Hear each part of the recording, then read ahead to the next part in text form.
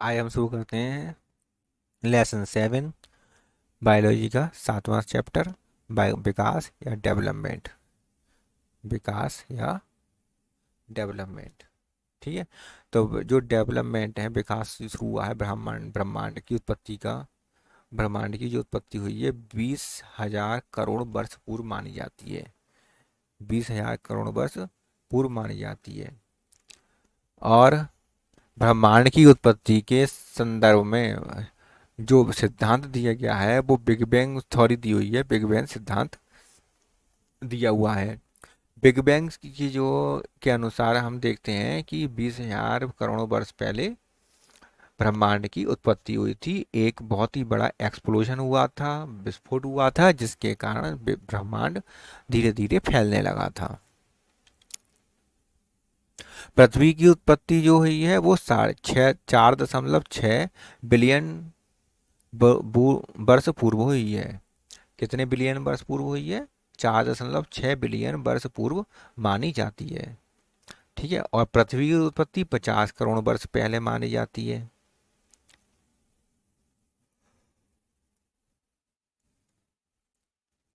जीवन की उत्पत्ति के संबंध में जो मत दिए गए हैं, वो पहला मत है विशिष्ट सृष्टिवाद, theory of special creation. Special creation का मतलब स्पेशल ताकतें हैं, कुछ पावर हैं जिनके कारण पृथ्वी की उत्पत्ति हो गई। इस मत के अनुसार पृथ्वी और व जीवन की उत्पत्ति दैवीय शक्तियों के कारण हुई है और ये 6 दिन में हुआ है। ये जो विकास है पृथ्वी पर 6 दिन में हुआ है। स्वतः जननवाद, स्पॉन्टेनियस जेनेसिस ऑफ थ्योरी, इस मत के अनुसार जीवन की उत्पत्ति अकार्बनिक पदार्थों से हुई है। अकार्बनिक पदार्थ से ही जीवन की उत्पत्ति हुई है। अरस्तु के अनुसार निर्जीव पदार्थों से जीवन की उत्पत्ति हुई है या जीवों का जन्म हुआ है। तो अरस्तु तो ये कह रहे हैं कि उनका निर्जीव पदार्थों से जीवों बने हैं। और ये थ्योरी जो है स्वतः जननवाद, ये बताती है कि अकार्बनिक पदार्थों से जीवन की उत्पत्ति हुई है। थर्ड आता है जैव जननवाद और जैव निर्माणवाद। तीसरा हेडिंग आता है जैव जननवाद या निर्माणवाद। इसे कहते हैं थ्योरी ऑफ बायोजेनेसिस कहते हैं। स्वतः जननवाद का खंडन करते हुए हार्वे ने बताया कि जीवन की उत्पत्ति में पहले जो विद्यमान जीव होते हैं उनके अंडों और जीवाणुओं से हुई है। तो अर्थात अब विलियम हार्वे क्या बताते हैं कि जो पहले से विद्यमान जीव हैं उनके अंडों से या स्पोर से या जीवाणुओं से नए जीव की उत्पत्ति हुई है। ये बात विलियम हार्वे बताते हैं और इससे पहले जो थ्योरी है उन सब का खंडन होता है। अगली थ्योरी है ओपरेन का सिद्धांत या प्रकृतिवाद, हाल्डेन का सिद्धांत। तो ओपरेन का सिद्धांत, प्रकृतिवाद या हाल्डेन का सिद्धांत, इसमें क्या है? इसमें देखिए कि इसमें रूसी वैज्ञानिक हैं, एक रूसी वैज्ञानिक हैं ओपरेन, जिन्होंने बताया कि अपनी पुस्तक जिसमें ओरिजिन ऑफ लाइफ, इनकी पुस्तक का नाम है ओरिजिन ऑफ लाइफ, इसमें इनका मत इन्होंने दिया है।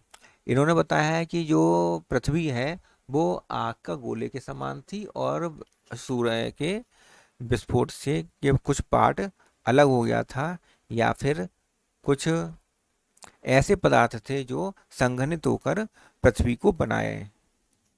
ठीक है। तो ये क्या बताते हैं? ये कुछ ऐसे पदार्थ होते हैं उस समय थे जो संघनित होकर पृथ्वी को बनाए, या फिर पृथ्वी सूर्य से पृथ्वी अलग हुई है और आग के गोले के समान थी। धीरे धीरे भौतिक और रासायनिक प्रतिक्रियाओं के कारण अकार्बनिक और कार्बनिक पदार्थ बने जो संघनित होकर जटिल यौगिक बने। अकार्बनिक पदार्थों के परस्पर मिलने से एक ऐसे संरचना का निर्माण हुआ जो जीवन में लक्षण में विद्यमान है। ठीक है। तो ऐसी संरचनाओं का निर्माण हुआ जो आज हमारे जीवन की में उपस्थित है। पहले पृथ्वी की संरचना, फिर 7 चरणों की जीव की उत्पत्ति हुई। पहले पृथ्वी हुई, उसके बाद जीवों की उत्पत्ति हुई। और जीवन की उत्पत्ति जो है 7 चरणों में हुई है। पहला चरण है आदि वायुमंडल का निर्माण एवं परमाणु अवस्था। पहला क्या है? आदि वायुमंडल का निर्माण या परमाणु अवस्था, मतलब इसमें सभी हैं परमाणु के रूप में तत्व पाए जाते हैं। गैसीय पिंड के अलग होने हो जाने से हुई है। तो सूर्य का जो गैसीय पिंड है वो जब अलग हो गया तब हम उसे उसी से ही पृथ्वी का निर्माण हुआ है। धीरे धीरे संघनित होने होने से हुई है, जिससे कि संपूर्ण ब्रह्मांड इसमें रासायनिक तत्व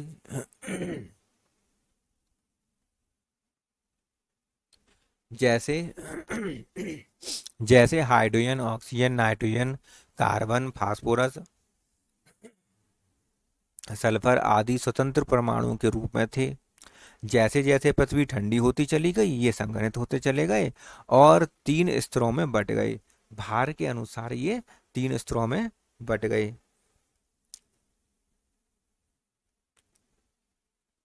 वे जिनमें भार अधिक था, ऐसे पदार्थ भी तो थे जिनमें भार अधिक था, वो तो पृथ्वी के कोर का निर्माण कर लिया। जिनका भार अधिक था उनने पृथ्वी के कोर का निर्माण कर लिया। और जिनमें भार मध्यम था उन्होंने धरातल का निर्माण कर लिया। ये क्या बन गए? धरातल का निर्माण करने लगे, क्योंकि इनका जो मॉलिक्यूलर वेट था वो कैसा था? मीडियम साइज का था। ये इनका वजन या मॉलिक्यूलर वेट मीडियम साइज का था। ठीक है, तो इन्होंने धरातल का निर्माण कर लिया, मतलब पृथ्वी का, जमीन का निर्माण कर लिया।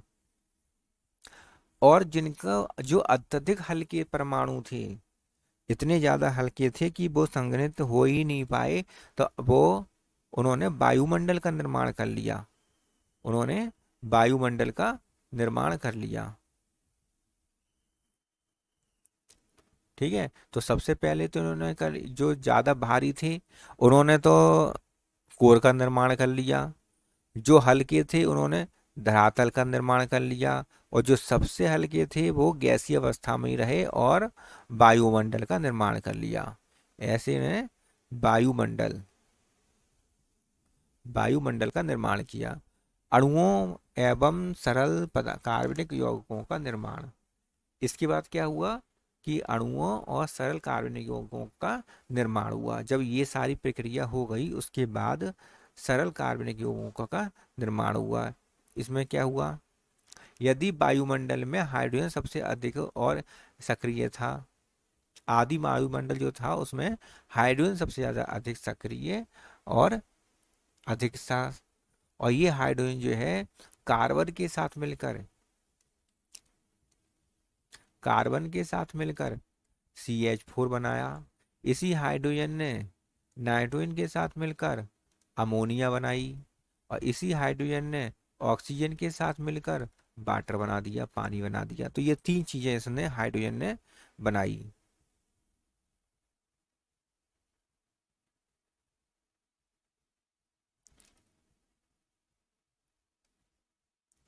कार्बनिक यौगिकों का निर्माण प्राथमिक अणुओं के मिश्रण से यौगिकों के जल में घुलने से जल खारा हो गया।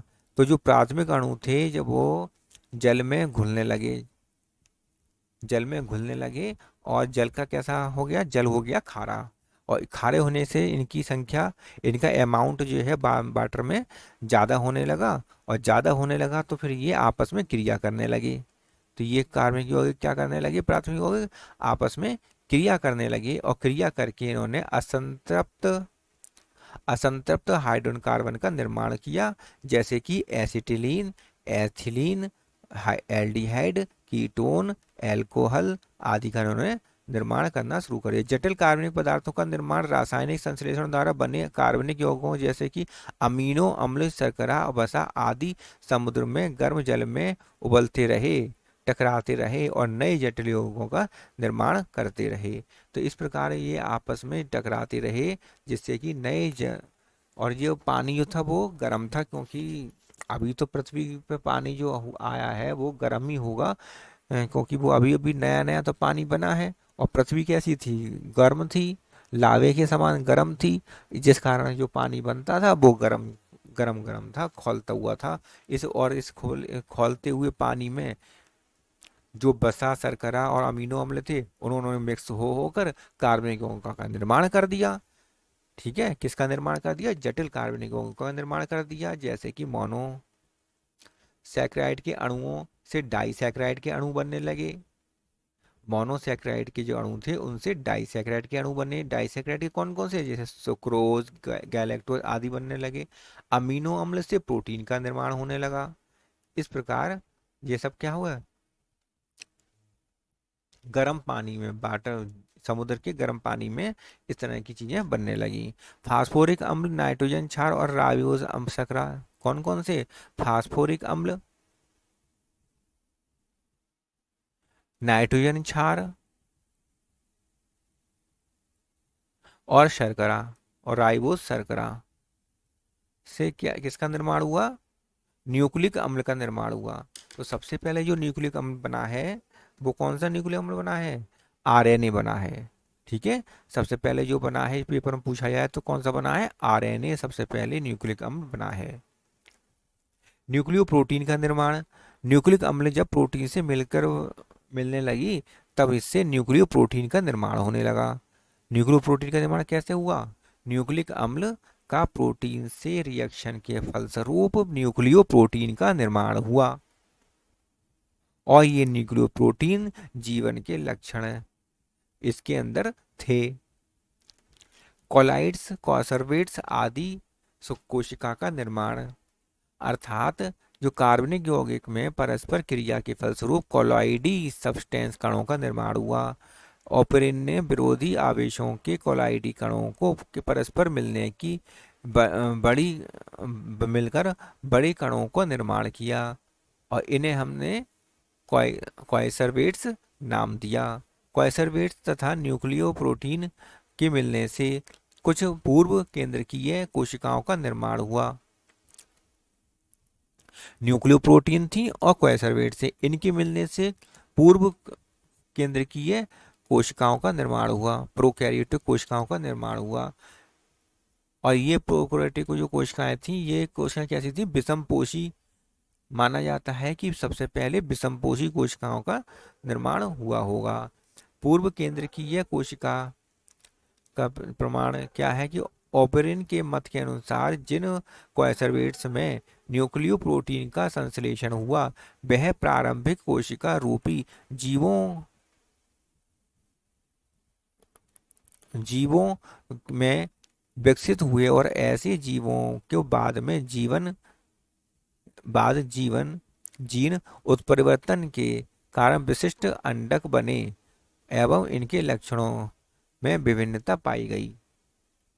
ठीक है, तो ओपरिन ने क्या बताया कि प्रोटीन संश्लेषण जो न्यूक्लिक प्रोटीन थी, न्यूक्लियो प्रोटीन और कॉन्सर्वेट्स, न्यूक्लियो प्रोटीन और कॉन्सर्वेट दोनों मिल गए और इनसे जो कोशिका बनी वो प्रारंभिक कोशिका बनी, प्रोकैरियोटिक बनी कोशिका, प्रारंभिक कोशिका बनी जो कैसी थी? विषमपोषी थी। उनमें जीन में परिवर्तन हुए और जीन में परिवर्तन होने से नई नई कोशिकाएं बनी या उनमें अंडक बने जिनसे नई जीवन की उत्पत्ति हुई। स्वपोषण की उत्पत्ति में क्या हुआ कि आदि युग में कार्बनिक अणुओं का लगातार रासायनिक पोषी जड़ुओं द्वारा उपयोग करते हुए कार्बनिक अणुओं की मात्रा में भारी कमी होने लगी।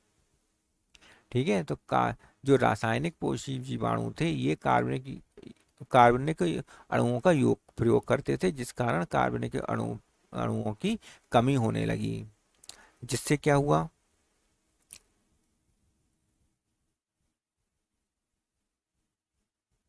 जिससे पोषण की नई विधि का विकास हुआ, रासायनिक संश्लेषण का विकास हुआ। तो पोषण की नई विधि कौन सी बनी? रासायनिक संश्लेषण। रासायनिक संश्लेषण जो थी विधि, इसका निर्माण हुआ। कुछ जीवाणुओं ने आदि सागर में उपस्थित अकार्बनिक पदार्थों के कार्बनिक पदार्थों का संश्लेषण करने लगे। ऐसे जीवाणुओं को रसायन पोषी कहते हैं। जैसे जैसे पहले से उपस्थित रासायनिक ऊर्जा स्रोत में कमी आने लगी, उन कुछ जीव सूर्य का ऊर्जा को ग्रहण कर प्रकाश संश्लेषण द्वारा स्वपोषी हो गए और इस प्रकार प्रकाश संश्लेषी जीवों का और नीली हरी शैवालों का विकास हुआ। तो किन किन का विकास हुआ? प्रकाश संश्लेषित जीवाणुओं का और नीली हरी शैवालों का, इनका विकास हुआ। ठीक है, तो किन का विकास हो गया? प्रकाश संश्लेषी जीवाणुओं का, जो प्रकाश का उपयोग करके अपने भोजन बनाते हैं, प्रकाश संश्लेषी जीवाणुओं का, और नीली हरी शैवालों का विकास हुआ।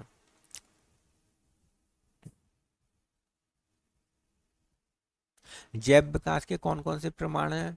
पहला प्रमाण है तुलनात्मक आकारिकी शारीरिकी में प्रमाण, जैसे कि समजात अंग और हेमल समरूप अंग। ठीक है, समजात अंग कौन से होते हैं? जिनमें कार्य तो भिन्न भिन्न होता है लेकिन रचना और उत्पत्ति में समान होते हैं, जैसे कि पंख, पक्षी के पंख, चमगादड़ के पंख, मनुष्य के हाथ, घोड़े के अग्रपाद, ये सब उत्पत्ति और रचना में तो समान होते हैं लेकिन इन सब के काम जो होते हैं अलग अलग होते हैं। पक्षी का काम, पंख का काम उड़ना, चमगादड़ के पंख का काम उड़ना और टहनी पे लटकना, और मनुष्य के हाथ का काम बोझा उठाना, घोड़े के अग्रपात का काम दौड़ना। समरूप अंग, जैसे कि नाम से ही पता चल रहा है, इनका रूप या ये जो है वो समान होगा, अर्थात इनका सब एक जैसे ही होंगे, सब तैरने वाले होंगे, उड़ने वाले। जैव विकास के सिद्धांत। जीवों के विकास के संदर्भ में तीन सिद्धांत प्रचलित हैं। कितने सिद्धांत प्रचलित हैं? तीन सिद्धांत। पहला है लैमार्कवाद, उपार्जित लक्षणों की वंशागति का सिद्धांत। लैमार्कवाद का, लैमार्कवाद या उपार्जित लक्षणों की वंशागति। लैमार्क जो है वैज्ञानिक, इन्होंने सन 1809 में फिलोसॉफी जूलॉजिक नामक पुस्तक प्रकाशित की। पुस्तक का नाम है philosophy zoologic. Philosophy philosophy zoologic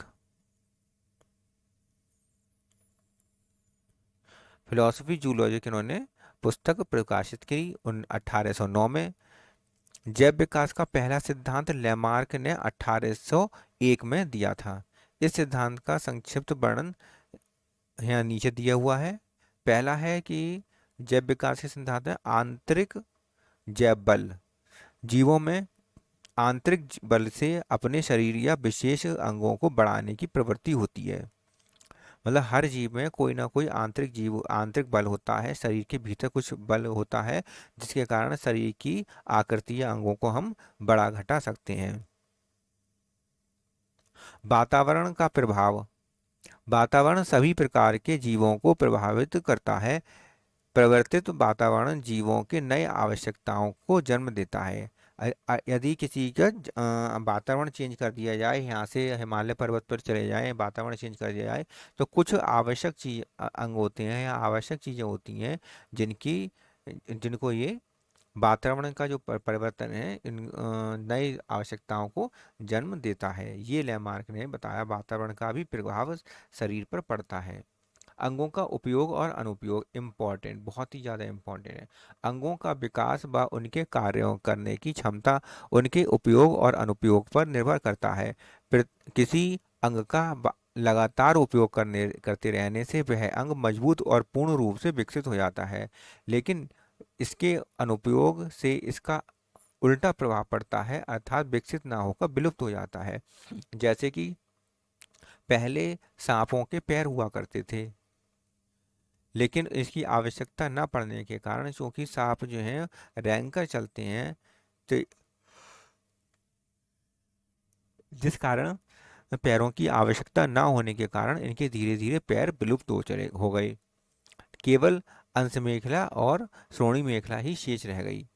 ठीक है, तो इस प्रकार के हम देख सकते हैं कि जिन अंगों का उपयोग नहीं होता है वो धीरे धीरे नष्ट हो जाते हैं या वो विलुप्त हो जाते हैं, लेकिन जिन अंगों का लगातार उपयोग होता रहता है वे आगे चल के अंग मजबूत और पूर्ण रूप से विकसित हो जाते हैं।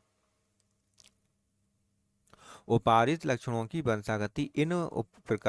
इस प्रकार के जीवों में आए परिवर्तन आनुवंशिकी द्वारा किसी संतान में वंशागति हो गया। अर्थात क्या हो जाता है? अर्थात क्या होता है? जीवों में जो परिवर्तन आते हैं, वातावरण के कारण जो परिवर्तन आते हैं, या किसी उपयोग अनुपयोग, अंगों का उपयोग अनुपयोग के कारण जो भी परिवर्तन नए उपार्जित लक्षण जो होते हैं, तो ये परिवर्तन ये हैं, या फिर उपार्जित लक्षण जो हैं, ये संतानों में भी देखे जाते हैं, संतानों में भी वंशागत हो जाते हैं। इसका उदाहरण इन्होंने दिया है कि अंगों का उपयोग का प्रभाव। अफ्रीका के रेगिस्तान में पाया जाने वाला जिराफ ऊंचे पेड़ पौधों की पत्तियों को खाता है। इसके लिए उसकी आगे की टांगें लंबी और गर्दन लंबे हो गए। और लेमार्क का मानना है कि जिराफ पहले सामान्य गर्दन के पैर वाले थे जो जमीन में घास खाता था। घास सूखने के कारण क्या हुआ कि ये पेड़ों की पत्तियां खाने लगे, जिससे ये गर्दन ऊंची और करने लगे। इस कारण इनका जिराफ की गर्दन लंबी हो गई। अंगों के अनुपयोग का प्रभाव, ये तो था उपयोग का, अब देखेंगे अनुपयोग का प्रभाव। सांप के पहले पैर रहते होंगे, ये बाद में धीरे धीरे रेंगने लगे और बिल आदि में घुसने के कारण इनके पैर विलुप्त हो चले गए। ठीक है, बिलों में घुसने के लिए इन्हें पैरों की आवश्यकता नहीं होती थी, रेंगने के लिए पैरों की आवश्यकता नहीं होती थी, जिस कारण धीरे धीरे क्या हुआ कि इनके पैर गायब होने लगे। और गायब होते होते ये पैर बिल्कुल गायब हो गए, केवल इनकी अंश मेखला और श्रोणि मेखला ही शेष रह गई। लैमार्कवाद की आलोचना किसने करी है? लैमार्कवाद की आलोचना भी की गई। मुख्य आलोचक बीजमान, कौन है? बीजमान और लोएव ने जो बीजमान ने सफेद चूहों की पूंछों की अनेक पीढ़ी तक उनकी पूंछों को अनेक पीढ़ी तक काटा, मगर संतानों की किसी भी के पहले से पूंछ कटे नहीं पैदा हुए। पूंछ जो है वो पहले से पूंछ कटे पैदा नहीं हुए। डार्विनवाद और प्राकृतिक चयन सिद्धांत। चार्ल्स डार्विन, रॉबर्ट डार्विन एवं एल्फ्रेड रसेल बेसेल ने सामान्य रूप से जीवों की उत्पत्ति के संदर्भ में एक परिकल्पना प्रस्तुत किया है, जिससे डार्विन कहते हैं, जिसे क्या कहते हैं? डार्विन कहते हैं। डार्विन की ये विचारधारा थी कि प्रकृति जंतु और पौधों का इस प्रकार चयन करती है कि वह जीव दो जो उस वातावरण में रहने के कारण सबसे अधिक अनुकूल होते हैं संरक्षित हो जाते हैं, और वे जीव जो कम अनुकूल होते हैं नष्ट हो जाते हैं। जो अनुकूल होते हैं वो नष्ट हो जाते हैं। प्राकृतिक चयनवाद को समझाने के लिए डार्विन ने अपने विचार को किस रूप में विस्तृत किया? ये देखिए, बढ़ जाने की प्रवृत्ति। जीवों की संख्या बढ़ जाने की, सभी जीवों में ये प्रवृत्ति होती है कि वह जनन द्वारा अपनी संख्या में अधिक वृद्धि कर सकें, लेकिन उनके उत्पन्न सभी जीव जीवित नहीं रह पाते हैं, क्योंकि उनकी वृद्धि ज्यामितीय अनुपात में होती है, परंतु खाने और रहने की स्थिति स्थान स्थिर रहता है। ठीक है, तो खाने और रहने का जो स्थान है वो तो स्थिर रहेगा कि इतने ही स्थिर में एक सीमित स्थान है, लेकिन उनकी जो वृद्धि जो होती है वो ज्यामितीय रूप से होती है। इस कारण क्या है कि सभी जीव जीवित नहीं रह पाते। उत्पन्न तो बहुत होते हैं, लेकिन बच्चे बहुत उत्पन्न होते हैं अंडों से या संतान उत्पन्न करते हैं, लेकिन क्या है कि ये सभी जीवित नहीं रह पाते। सीमांत कारक क्या है? लिमिटिंग फैक्टर क्या है?